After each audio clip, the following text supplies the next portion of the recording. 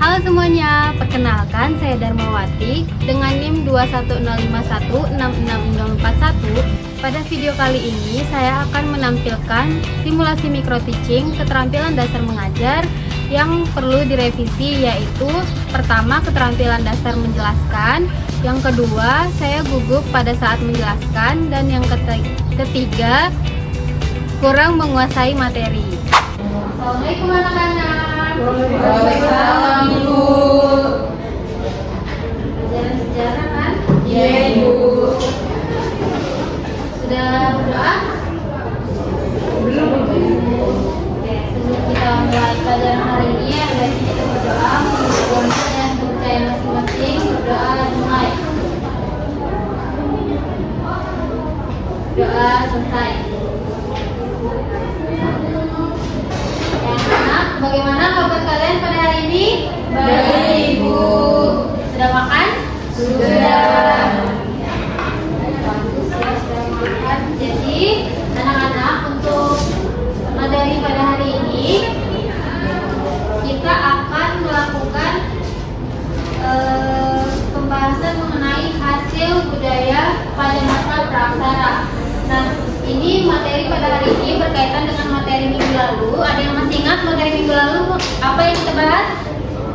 Corak kehidupan masyarakat masa praksara. Iya, betul sekali. Terima kasih ya Redita sudah menjawab. Nah, sebelum kita masuk ke pembahasan atau materi pada hari ini, perhatikan gambar di depan ya anak-anak. Yang gambar pertama itu gambar apa? Gambar apa? Ayo. Halusin sama lilin. Iya, gambar copet. Copet. Ya, atau alat untuk ya. Iya. Gambar yang kedua itu alat atau gambar apa? Pegangan patung. Patung, ya, betul sekali. Sering betul sekali ya. Jadi, nah, kalau copet itu fungsinya dulu dengan sekarang apa fungsinya? Sama buat Bersambung. Iya, betul ya, betul. Nah, betul Sri.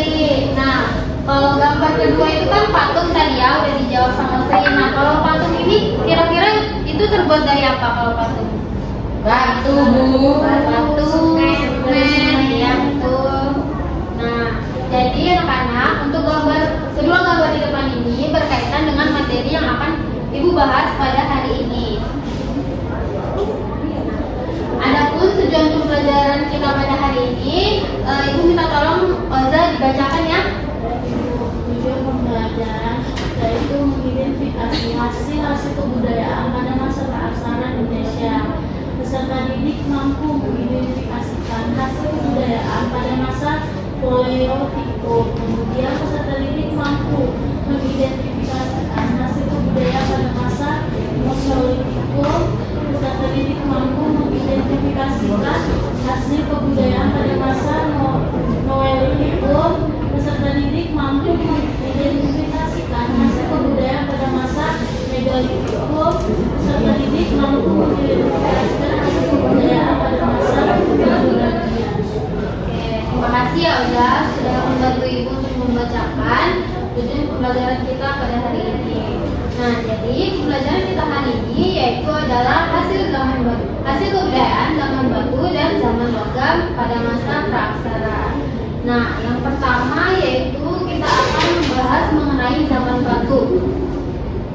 Nah, pada zaman batu ini terdiri dari 3 zaman. Yang pertama yaitu zaman Paleolitikum atau batu tua. Nah, di depan ini terdapat atau pada zaman Paleolitikum ini terdapat 2 kebudayaan. Yang pertama itu kebudayaan Pacitan dan yang kedua adalah kebudayaan Ngandong.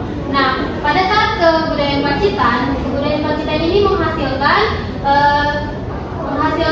kebudayaan yang pertama itu Kapak Genggam, lalu yang kedua itu ada Pleiades atau Kapak Berimbas. Ada yang tahu ciri-ciri kebudayaan Pacitan ini seperti apa? Masih kasar, Bu. Betul, terima kasih ya Resti sudah menjawab Ibu. Kemudian yang kedua ada kebudayaan Ngandong. Nah, jadi kebudayaan Ngandong ini mereka itu ciri-cirinya itu tulang belulang yang digunakan sebagai belati atau menusuk pada zaman batu tua. Sampai sini anak-anak apakah ada yang ingin ditanyakan? Tidak ada? Ibu lanjut ya. Nah, untuk yang selanjutnya yaitu zaman batu Mesolitikum. Jadi Mesolitikum ini adalah zaman batu tengah. Nah, jadi pada zaman batu tengah ini menghasilkan hasil kebudayaan. Yang pertama ada goa yang bernama Abrishosroche. Kemudian ada sampah dapur, kemudian ada kampak genggal dari Sumatera, kemudian batu pipi. Ada yang tahu ciri-ciri dari hasil kebudayaan batu tengah ini seperti apa? Ayo Sri, seperti apa?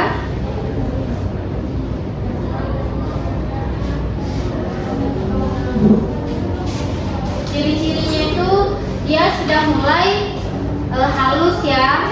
Kalau yang pertama tadi pada batu tengah itu ciri-cirinya kan masih kasar. Kalau pada saat masa Mesolitikum ini batunya atau hasil kebudayaannya itu sudah mulai halus ya. Kemudian yang ketiga yaitu zaman batu Neolitikum atau zaman batu baru. Nah, pada zaman batu baru ini pada saat itu hasil kebudayaannya terdiri dari kapak persegi dan kapak lonjong. Nah, ciri pada saat zaman ini masyarakatnya itu sudah menetap atau sendeter dan bercocok tanam seperti itu. Jadi mereka pada saat itu sudah mulai mengenal yang namanya bertani seperti itu ya. Nah, yang keempat ada zaman batu atau zaman Megalitikum. Nah, zaman Megalitikum ini adalah zaman batu besar. Terdapat hasil kebudayaannya yaitu menhir. Ada yang tahu di sini kegunaan menhir itu untuk apa? Untuk upacara, Bu. Betul sekali Resti. Nah, kemudian ada dolmen. Nah, kalau dolmen itu gunanya seperti apa? Untuk apa? Betul sekali, terima kasih ya Nisa. Nah, kemudian yang ketiga ada sarkofagus. Nah, dari fotonya ini sudah terlihat ya, dari gambarnya itu fungsinya untuk apa? Betul sekali Regita, pinter ya Regita. Nah, untuk yang keempat nih, benda-benda dari gambarnya itu kira-kira menurut kalian fungsinya untuk apa? Betul, terima kasih Sri. Nah, yang terakhir seperti kutu batu, seperti dengan namanya sendiri, gunanya untuk seperti untuk orang yang sudah meninggal sekali. Nah, pada saat zaman Megalitikum ini atau zaman batu besar, mereka pada saat itu sudah mengenal yang namanya kepercayaan. Ada yang tahu kepercayaan apa? Ya? Iya, apa nama kepercayaannya? Animisme. Betul, betul sekali ya ini nanti. Untuk selanjutnya, yaitu zaman logam atau zaman perundagian.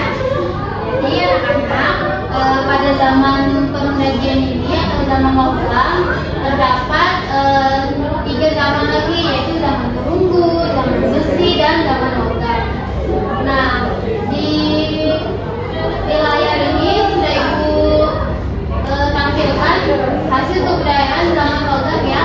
Yang pertama yaitu Dekara, kemudian yang ketiga ada kapak corong, dan yang terakhir moko. Jadi di Indonesia ini disebut dengan zaman perunggu. Pada saat itu Indonesia belum memasuki zaman besi dan logam.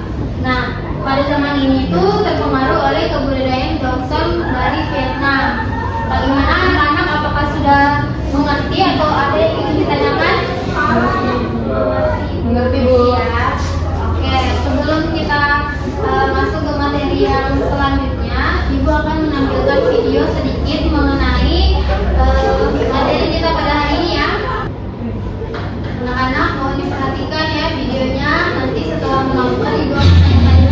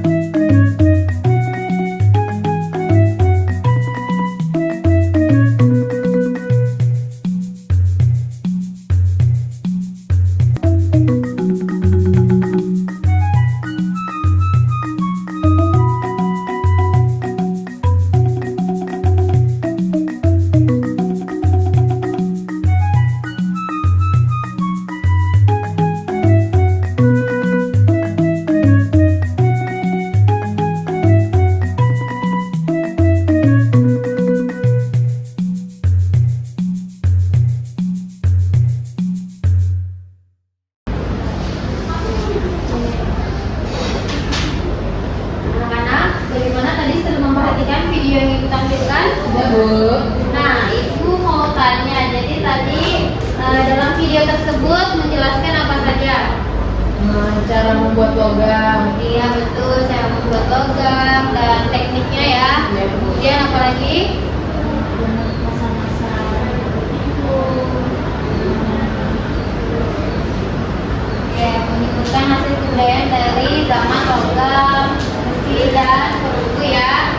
Oke, jadi anak-anak, selanjutnya tadi sudah dibahas dalam video tersebut mengenai teknik pembuatan logam. Nah, teknik pembuatan logam ini terbagi menjadi dua cara. Yang pertama ada di valve. Nah, ada yang bisa bantu ibu membacakan teknik di valve? Ya, ada kita silakan. Yang pertama buat model logam dengan menggunakan bahan cetakan. Yang kedua cetakan tersebut harus diberi logam pada bagian atas dan bawahnya. Yang ketiga buang cairan logam melalui dua bagian logam dari cetakan tersebut. Yang keempat apabila cairan logam sudah dingin maka cairan logam dapat dibuka. Oke, terima kasih ya Narihat. Nah, anak-anak, dalam pikiran kalian nih, contoh benda atau alat yang menggunakan teknik pembuatan di valve dalam kehidupan sehari-hari itu apa?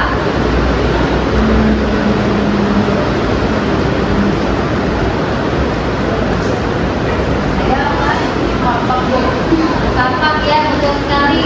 Karena kapak itu dia terbuat dari besi, logam ya, betul sekali ya Rizky. Nah, untuk yang kedua yaitu pembuatan teknik dengan asyik berdua. Nah, sering tolong bantu bacakan ibu. Pembuatan logam asyik berdua. Yang pertama, buatlah model dari tanah liat dan bungkuslah dengan lilin. Berikan pada ujung cetakan saluran udara. Yang kedua, bungkuslah model dari tanah liat tersebut dengan lapisan dari tanah liat. Yang ketiga, panaskan model tersebut hingga lilinnya meleleh. Yang keempat, isilah saluran bagian luar dan dalam dengan cairan logam. Yang terakhir, pecahkan bagian luarnya dan cetakan akan memperlihatkan bentuknya. Oke, terima kasih ya Sri sudah membantu ibu. Jadi anak-anak, tadi kan ibu sudah menampilkan gambar yang pada pertama tadi mengenai patung tangan ya. Nah, jadi patung tangan itu berkaitan dengan teknik pembuatan dengan asyik berdua, yaitu menggunakan dibungkus model dari tanah liat, bisa juga dari semen, kemudian dilapisi lagi dengan semen, kemudian mengisi saluran dari bagian luar hingga ke dalam. Seperti itu ya anak-anak. Sampai sini apakah ada yang ingin ditanyakan? Tidak ada ya, sudah mengerti semua ya dari anak ibu. Nah, untuk kegiatan selanjutnya yaitu mengenai tugas kelompok. Jadi peraturan tugas kelompok pada hari ini kita akan membuat 5 kelompok. Kemudian masing-masing kelompok terdiri dari 2 sampai 3 orang.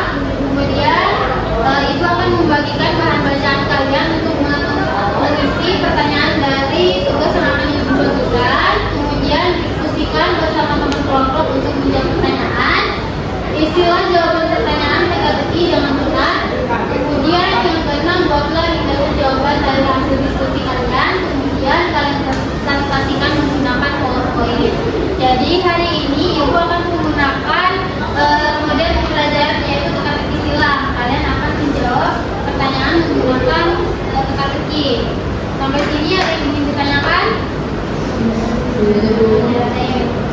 Nah, untuk kelompoknya ibu saja yang bagikan ya. Oke. Jadi ini Oza kelompok 1 bersama temannya, Sri kelompok 2, Anissa Silti kelompok 3, Renita Sari kelompok 4, kemudian Resti kelompok 5. Kalian bisa membuka HP-nya, ibu akan membagikan bahan bacaan untuk kalian belajar sebelum menjawab pertanyaan teka-teki tersebut ya.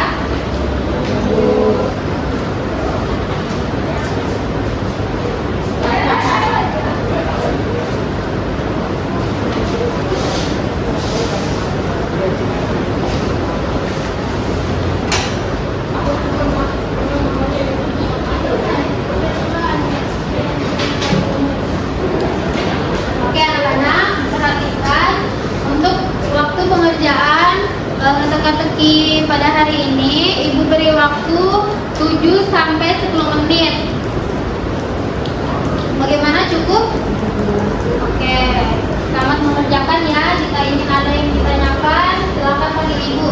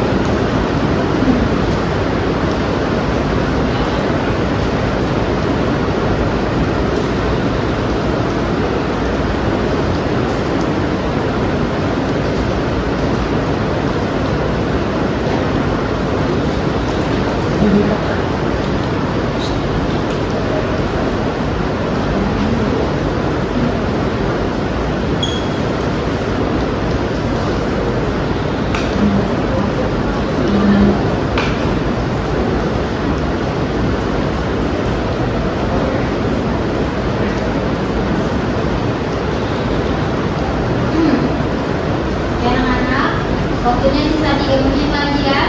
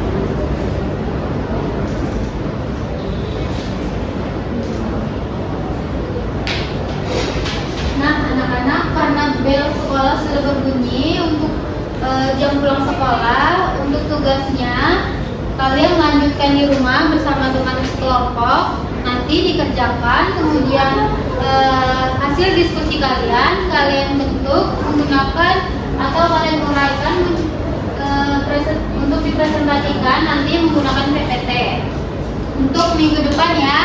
Nah, setelah kalian mempresentasikan PowerPoint atau hasil diskusi kalian, nanti setelah itu ibu akan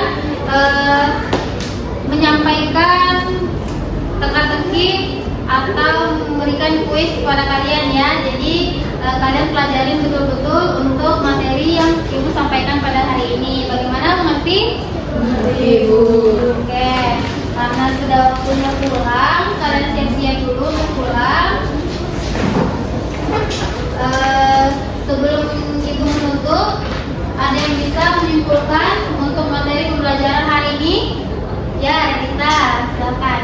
Kesimpulan materi hari ini berdasarkan hasil-hasil kebudayaan yang ditinggalkan oleh masyarakat di Kepulauan Nusantara sebelum mengenal tulisan, maka kehidupan masyarakat paling awal di Indonesia oleh para ahli dibagi menjadi dua zaman, yaitu zaman batu dan zaman logam di Asia Tenggara, termasuk Indonesia tidak mengenal zaman tembaga. Oke, terima kasih, mantap ya Redita kesimpulannya. Jadi anak-anak, kesimpulan pada pelajaran hari ini pada zaman batu hingga sekarang hasil kebudayaan itu berkembang ya, mulai dari kapak apa tadi? Iya betul, mulai dari yang batu kasar, batu halus hingga sekarang masih digunakan. Contohnya tadi batu cobek ya, itu hasil kebudayaan pada zaman batu tua. Oke anak-anak, sebelum kita pulang, ada baiknya kita berdoa terlebih dahulu. Kita berdoa menurut agama dan kepercayaan masing-masing. Berdoa dimulai. Berdoa selesai. Mungkin itu saja yang dapat ibu sampaikan. Kurang lebihnya ibu mohon maaf. Assalamualaikum warahmatullahi wabarakatuh. Waalaikumsalam warahmatullahi wabarakatuh. Nah teman-teman, jadi itu tadi video micro teaching keterampilan dasar mengajar yang perlu direvisi. Semoga bermanfaat. Terima kasih sudah menonton. Bye.